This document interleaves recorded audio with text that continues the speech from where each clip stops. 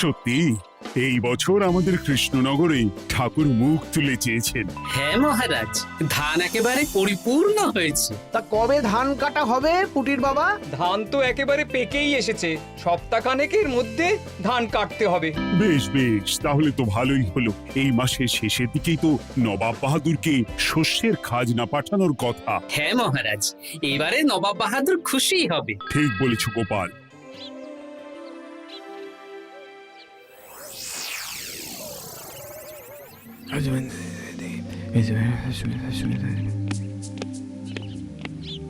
প্রণাম খাম্বাজরাজ। ওই তো কৃষ্ণনগরের মন্ত্রী চলে এসেছে। ও, এর কথাই তুমি বলেছিলে? হ্যাঁ, ওই রাজ্যের সব খবরাখবর আমায় দেয়। ইনি কে? ইনি হলেন জমিদার কেশকান্ত বর্মন, আমার রাজ্যেরই দক্ষিণ পশ্চিম গ্রামের জমিদার, আমার প্রিয় বন্ধু। নামটা বেশ অন্যরকম, কেশকান্ত। আসলে ওদের বংশ পরম্পরায় সকলের উন্নত ঘন কেশ আছে, তাই ওদের পরিবারের সবারও নামে একটা করে কেশ আছে।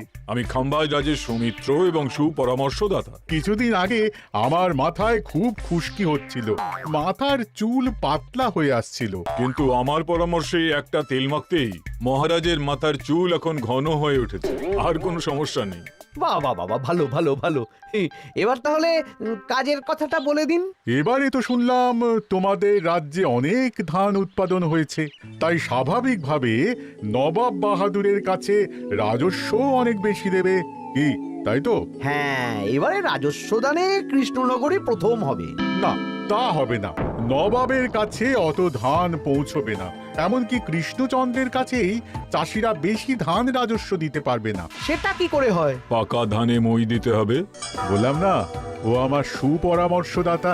হ্যাঁ, আমার মন্ত্রীকে বাণিজ্যের কাজে বাইরে পাঠিয়েছি কিছুদিন, তাই কেশকান্ত মাঝে মধ্যেই আমার কাছে আসে, গল্পগুজব করে আর সুপরামর্শ দেয়। কিন্তু আমি কি করব? তুমি রাতের অন্ধকারে চাষিদের ধান জমিতে পাকা ধানে মই দিয়ে দাও, এমন ভাবে কাজটা করবে যাতে কাক পক্ষীতেও টের না পায়। আর তাতে আমার লাভ?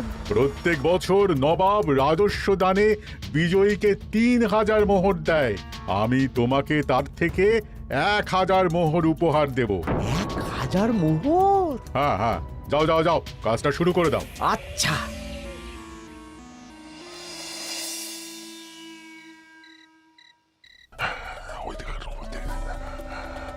তাহলে আর দেরি কেন? মন্ত্রীমশাই কথা মতো কাজ শুরু কর। হ্যাঁ হ্যাঁ, চল।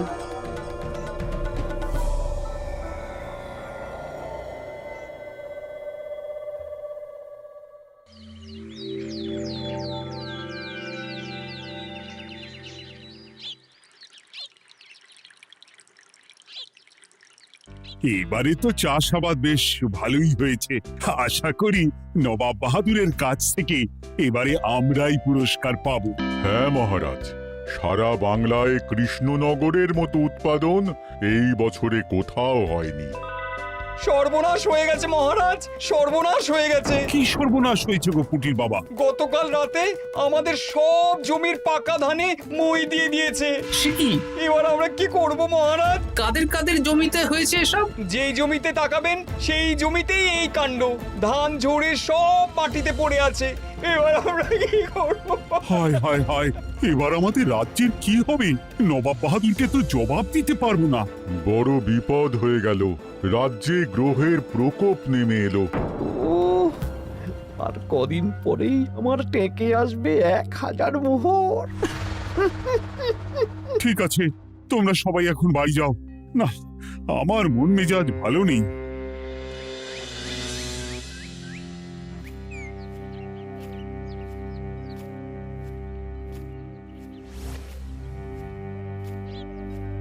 ওগো, তুমি শুনেছো কি হয়েছে? পুটির মা হাউ হাউ করে কাঁদছিল গো।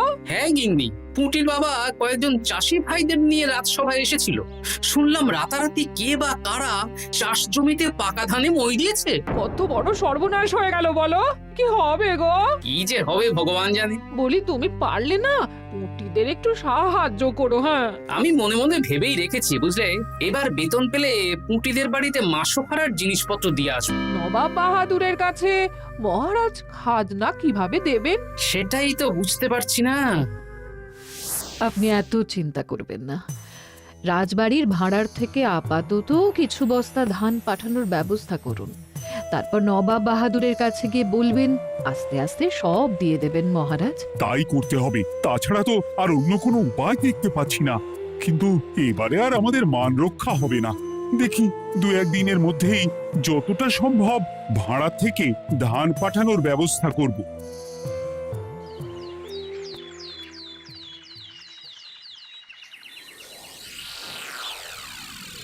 এই বছর 10,000 বস্তা ধান রাজস্ব এসেছে খাম্বাজ রাজ্য থেকে, 7,000 বস্তা ধান এসেছে বর্ধমান রাজ্য থেকে, আর মাত্র 100 বস্তা এসেছে কৃষ্ণনগর থেকে।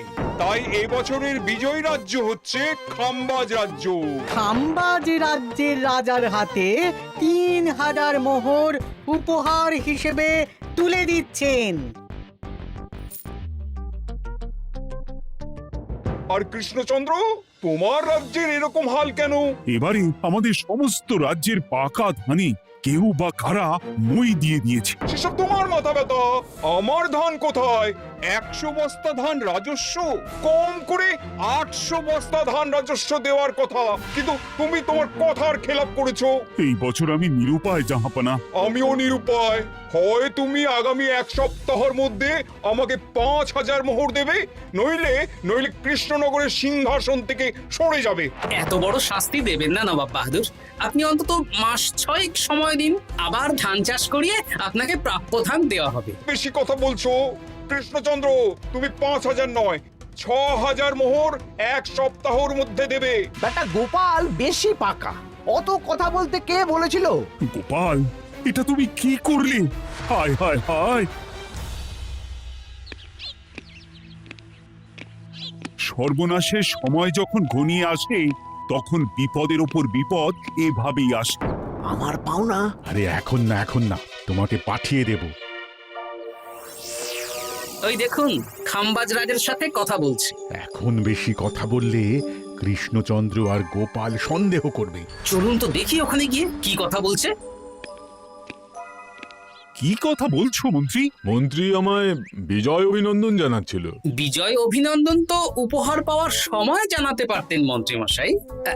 যাই হোক, আপনাকে তো ঠিক চিনতে পারছি না। আমার নাম কেশকান্ত, আমি খাম্বাজ রাজ্যের দক্ষিণ পশ্চিম গ্রামের জমিদার। কেশকান্ত আমার বিশেষ বন্ধু। আপনার কেশ নিয়ে বেশ ভাব দেখছি। হ্যাঁ, ওই কদিন আগে তো খাম্বাজ রাজের মাথার চুল পাতলা হয়ে আসছিল, খুশকি হচ্ছিল আর কি। তো ওনার পরামর্শে একটা তেল মেখেই তো খাম্বাজ রাজের আবার ঘন কালো চুল ফিরে এসেছে। কেশকান্ত জমিদার হতে পারে, কিন্তু ওর অর্থনৈতিক অবস্থা তাবর রাজাদের থেকে অনেক ভালো। কয়েক হাজার বিঘা জমির মালিকও, তার সাথে চুলের তেলের ব্যবসা করেও হাজার হাজার মোহর রোজগার করে। এই, এখন চুল নিয়ে চুলোচুলি না করে চলো কৃষ্ণনগরে ফিরি। এমনিতেই মন মেজাজ খারাপ, 1 সপ্তাহের মধ্যে আবার 6,000 মোহর জোগাড় করতে হবে। হ্যাঁ, চলুন চলুন।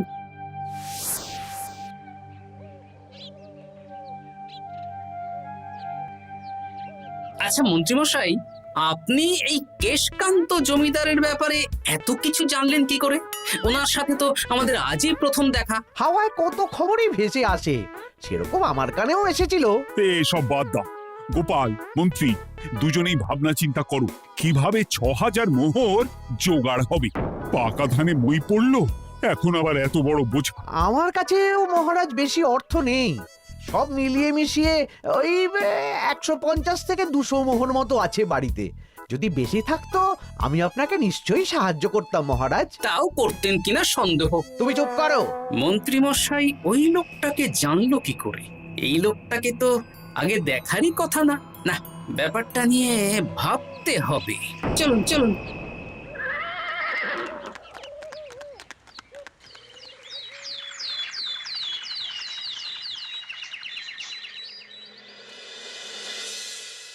বুঝলে গিন্নি, 1 সপ্তাহের মধ্যে মহারাজকে 6000 মোহর জোগাড় করতেই হবে, নইলে সিংহাসন ছাড়তে হবে। এখন কিন্তু আমাদের উচিত মহারাজের পাশে দাঁড়ানো। কিছু ভেবেছো কি? আপাতত আমার বিয়েতে পাওয়া আংটি বন্ধক রাখবো, আর তুমি যদি হ্যাঁ হ্যাঁ, আমার যে দুটো গয়নাগাটি আছে ওগুলো বন্ধক রাখো, পরে আস্তে আস্তে ছাড়িয়ে নেবো খন। দেখি বাকি সভাসদদেরকেও বলবো, যে যতটা পারে, তারপর ভগবানই ভরসা।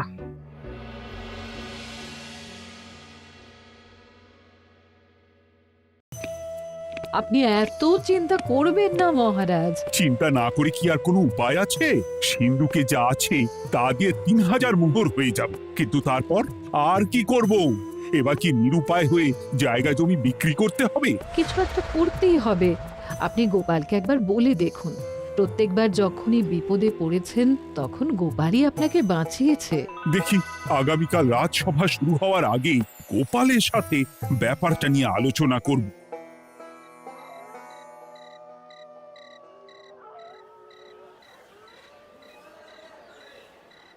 এই যে শ্যাকরা, কি করছো?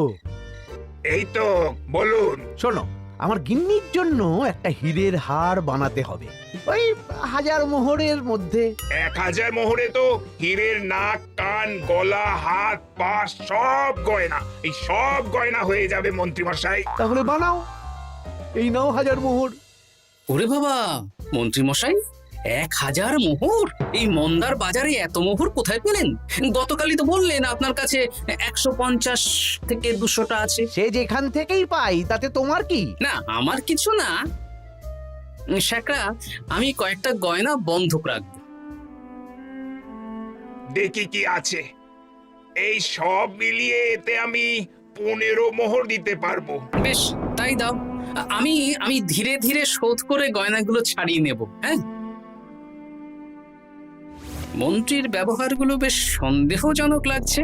দেখি, গুপ্তচরকে কাজে লাগাতে হবে, মন্ত্রীর পিছনে ছায়ার মতো লেলিয়ে দিতে হবে।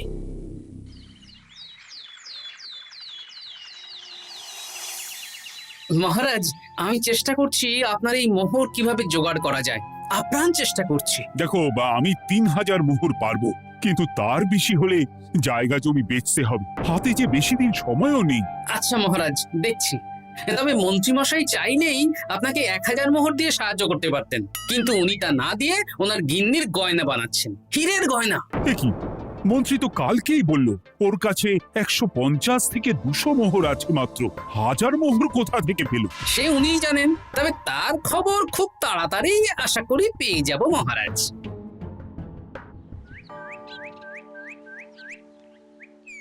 কাজটা একদম ঠিক করলেন না মন্ত্রী মশাই?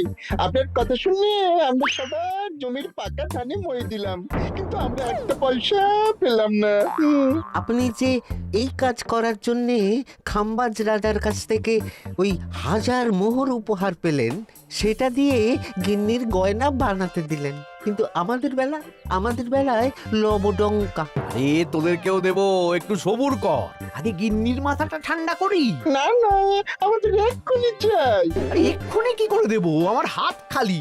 আচ্ছা আচ্ছা, ঠিক আছে, এই নে 2 মোহর ধর, 2 ভাই ভাগ করে নি, পরে আরো দেবো। এটা কিন্তু ঠিক না। এসব আলোচনা খোলামেলা জায়গায় করা উচিত না। উফ, পরে তোদের সাথে কথা বলবো, এখন যেতে দে, বাজার করব, তারপর আবার রাজসভা আছে।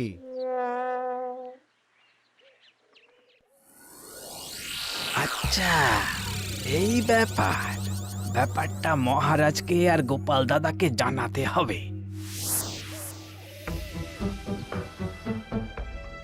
গোপাল দাদা, মহারাজ আসল খবর পেয়ে গেছি। কি খবর? আমি একটু আগে শুনলাম। কাজটা একদম ঠিক করলেন না মন্ত্রী মশাই? আপনার কথা শুনে আমরা সবার জমির পাকা ধানে মই দিলাম, কিন্তু আমরা একটা পয়সা পেলাম না। আরে তোদেরকেও দেবো, একটু সবুর কর। মন্ত্রী, আমি না তোমাকে মেরেই ফেলবো। মহারাজ, মন্ত্রী মশাই এখানে গৌণ, উনি অর্থের লোভে এসব করেছেন, আর ওনাকে দিয়ে করিয়েছেন খাম্বাজ রাজ। হ্যাঁ, যাতে এবারে বিজয়ী হতে পারেন। তাই আপনি এই খবর 5 কান করবেন না মহারাজ। আমি খাম্বাজ রাজ আর ওই কেশকান্তর কাছ থেকে ক্ষতিপূরণ ঠিক আদায় করে আনব। কিন্তু কিভাবে? শুনুন তাহলে।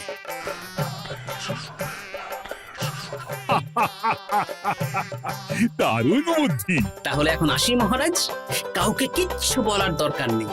আপনি শুধু আগামীকাল সন্ধেবেলা খাম্বাজ রাজের দরবারে চলে আসুন, পারলে নবাব বাহাদুরকেও সঙ্গে করে নিয়ে আসুন। হ্যাঁ,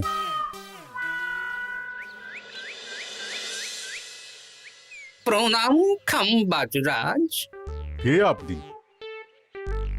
আমি হতাশ রঞ্জন, পশ্চিমে থাকি। কি চাই বলুন? কিছু চাই না, তবে একটা কথা শুনলাম তাই বলতে এলাম। কি কথা? আমি শুনলাম মহারাজ আপনার মাথার চুলগুলো সব নকল। আমার এত সুন্দর চুল সব নকল? ফাজলামো হচ্ছে। আমি যদি প্রমাণ করে দিই আপনার চুল নকল, তাহলে কি? তাহলে আপনি আমাকে 100 মোহর দেবেন, আর প্রমাণ না করতে পারলে আমি আপনাকে 100 মোহর দেব। বেশ, দেখো, এক্ষুনি দেখো, আমারই তো 100 মোহর লাভ হবে। এখন না, এখন না, আজ সন্ধে বেলায়। বেশ বেশ, তখনই এসো। এবারে জমিদার কেশকান্তর বাড়ি যেতে হবে।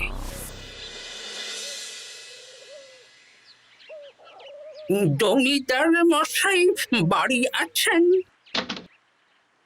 কে মশাই আপনি? আমি হতাশ রঞ্জন, পশ্চিমে থাকি। আমি বিশাল ক্ষমতাশালী লোক। কিসের ক্ষমতা? আমি রাজরাজাদের মারধর করি, চুল ধরে টানি, শাস্তি দিই। এসব কি উল্টো পাল্টা বলছেন? খাম্বাজ রাজ আপনার বন্ধু না? হ্যাঁ, প্রিয় বন্ধু। ওনাকেও আমি আপনার সামনে চুল ধরে টানবো, কিন্তু উনি কিচ্ছু করতে পারবেন না। উনি আপনাকে শুলে চড়াবেন। কিছুই করতে পারবেন না, বললাম না আমি বিশাল ক্ষমতাশালী লোক। বিশ্বাস হচ্ছে না তো? তাহলে বাজি ধরুন, 10,000 মোহরের বাজি। 10,000 মোহরের বাজি? হ্যাঁ, আজ আমি খাম্বাজ রাজের রাজবাড়ি যাব, আর আমার শক্তি প্রদর্শন করব। ওনার চুল ধরে টানা হেঁচড়া করব, ওনাকে আহত করব, কিন্তু উনি আমাকে কিছুই করতে পারবেন না। বেশ রাজি, বাজি 10,100 মোহর দিতে পারবেন তো? হ্যাঁ, আমি বাজি হারলে আপনাকে দেব 10,100 মোহর।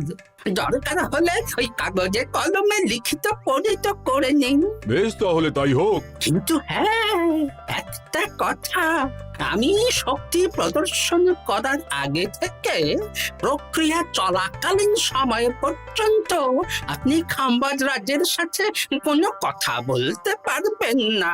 বেশ বেশ।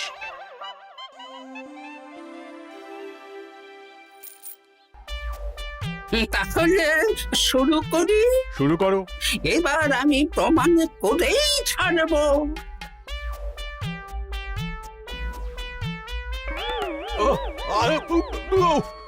লাগছে লাগছে, বাবারে, লাগছে এই সেরেছে। লাগছে, এ তো সত্যি সত্যি চুল ধরে টানছে। লাগছে লাগছে, বাবারে, বাবা। ওরে বাবা রে বাবা, কি শক্ত! এ কি, খাম্বাজরাজ কিছুই তো বলছেন না? তাহলে কি আমি হেরে গেলাম? না না খাম্বাজ রাজ, আমার ধারণা ভুল, যা শুনেছি তাও ভুল। এবার বিশ্বাস হলো তো?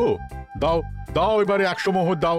দিন কেশকান্ত মশাই, আমাকে 10,100 মোহর দিন। এ কি, ও তোমাকে 10,100 মোহর কেন দেবে? ওনার সাথেও তো বাজি ধরেছিলাম। কি বাজি? আপনার এখান থেকে বেরিয়ে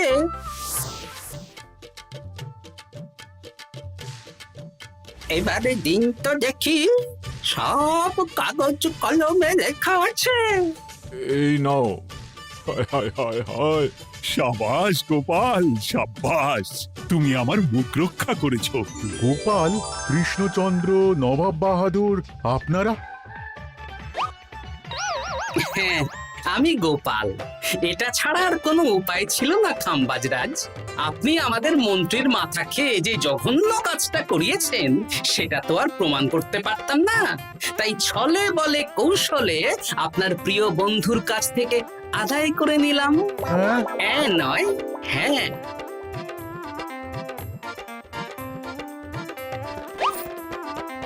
এই নিন মহারাজ। এতে কত মোহর আছে? 10,100 মোহর। এর থেকে 100 খাম্বাজরাজকে দিন, 6,000 নবাব বাহাদুরকে, আর বাকিটা আপনার কাছে রাখুন। এত ধান নষ্ট হলো। কৃষ্ণচন্দ্র আমাকে সবটা বলেছে, আর ওর মন্ত্রীকেও নিয়ে এসেছি।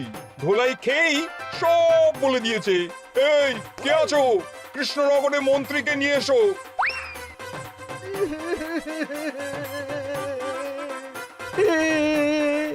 মার খেয়ে আমি সব বলে দিয়েছি খাম্বাজরাজ। উদ্ধার করে তো জাহাপানা, আমাকে ক্ষমা করে দিন।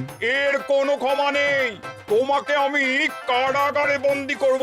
হায় হায় হায়, সামান্য টাকার লোভ করতে গিয়ে পুরো মাঠে মারা গেলাম।